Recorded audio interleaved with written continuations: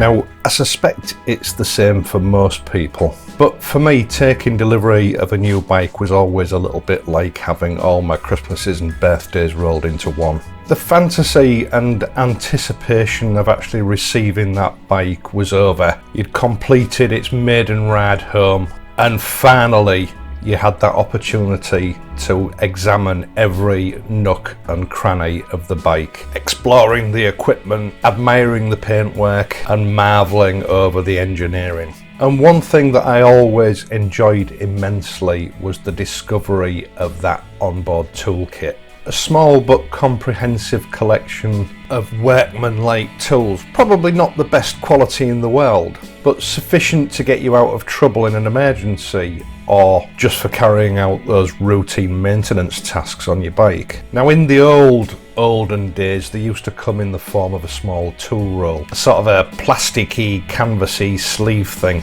that unrolled to reveal various pockets with open-ended spanners, a strangely designed pair of pliers that I've never actually seen anywhere else except on bike toolkits, and the ubiquitous screwdriver kit, a cheap plastic handle and a small collection of shafts that inserted into it with various screwdriver bits machined into each end, a collection of posi drive and flat-headed screwdrivers, and of course that always had a spark plug wrench. Now later on the tool roll was replaced with a pouch, and the whole thing became a sort of a cross between those Russian dolls and a Chinese puzzle, where everything was sort of designed to fit inside everything else, and if you didn't get it exactly right, there was absolutely no way you could get all your tools back into your pouch once you removed them. But still, they were a really handy little toolkit to have. And I remember in my younger days, in my late teens, I didn't have any tools of my own. My dad wasn't very keen on letting me use his, so this was basically the only toolkit that I had. Now over the years,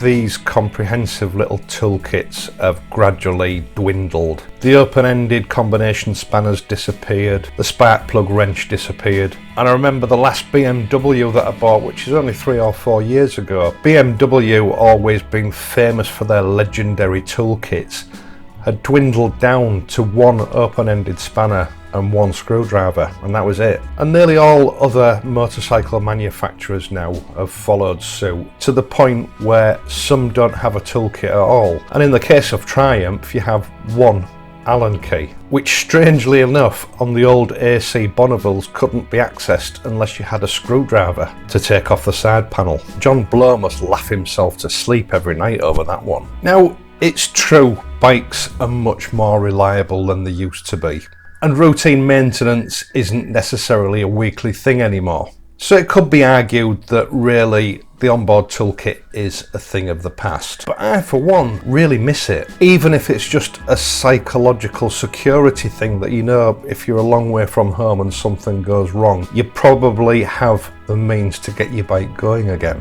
And I would argue that anyone planning a long trip, an extended bike touring holiday or something like that, really does need to carry the basics with them. And for a long time now, I have been planning to put together some sort of onboard toolkit. And a couple of years ago, I did buy a cheap sort of basic toolkit from Halfords with the intention of using it just for that. But then I realised that I actually had nothing to put it in, no way of carrying it on the bike. So it's remained in my main tool bag ever since. And besides which, I have since had a rethink and decided it probably wasn't the best option anyway. So I decided the best thing to do was start off with some means of carrying a toolkit and then building it up from there. And onboard tool bags and tool rolls for bikes, I have to say, are incredibly expensive. Now in recent weeks, I must have literally looked at hundreds of different types of tool roll or tool bag. And with the high prices involved, I'd often just come away with a headache for fear of blowing a wad of cash on something that just wasn't suitable. Now the Bonnevilles are a lovely classic looking bike, and I wanted something that was equally as classy looking, something that was a cut above the rest, not just a workman-like tool bag. And so eventually I decided on this, the BURLY Brand Voyager tool roll. Now I have to admit, these are expensive, and this was just pure indulgence on my part. But I do believe that you get what you pay for, and when I actually received it, I've got to say I was not disappointed. Now these are an American made product, and generally speaking you can only import them from the States, and the initial asking price isn't actually that bad compared with other tool rolls, but once you've taken freight over to the UK into consideration, and then customs and excise charging VAT and import tax on top of that, and then good old Parcel Force UK charging you an administration fee on top of everything else, it does end up quite expensive. Plus you've got a wait of around about 3 weeks to a month before you actually receive it. But I did find one UK stockist, AR Harley and Sons in Blackpool. Now they specialise in Harley Davidson custom parts, and the BURLY brand itself is a Harley specialist company. But to be honest, a tool bag is a tool bag. This tool bag is not bike specific, and to my mind it fits in eminently with the Triumph Bonneville range, or any other modern classic for that matter. Now it's made predominantly from a waxed cotton canvas, and it feels like a very thick waxed cotton canvas, and it's that lovely stuff that distresses with use, giving it a real classic vintage look as it gradually wears in. It features a handy carrying handle, which again, in a common theme with this particular item, gives the feeling of strength and durability. It's trimmed and reinforced with a good thick leather, along with some strategically placed BURLY brand rivets in all the key areas. It's one of those items that has to be seen and felt in person for you to really appreciate the build quality and the thought that's gone into this tool roll. It opens by means of two side clasp buckles, which are made from a UV resistant nylon, and these have been cleverly concealed with a leather strap and a press stud, which again adds to the vintage classic look while allowing high security and modern day convenience of opening. Now once you've unrolled it, it features 8 tool pockets of various sizes and a fold over flap that prevents them from slipping out of the end of the tool roll when it's closed and in transit.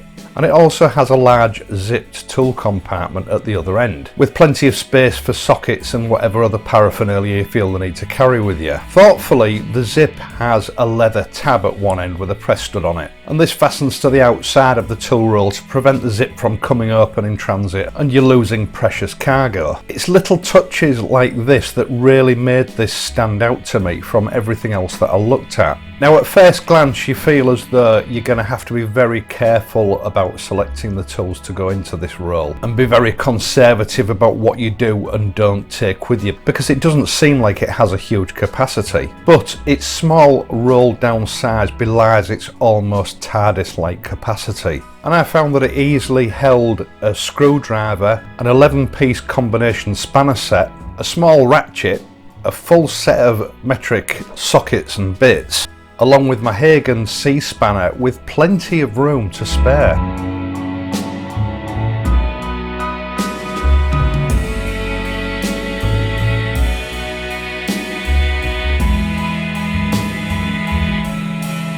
And it's still rolled down into a very convenient and easily portable package. Now its design means that it can be expanded or contracted to accommodate either a large set of tools or a small set of tools, which depends purely on your needs and what you want to take with you. And the strapping system that fastens it up also doubles as a mounting system.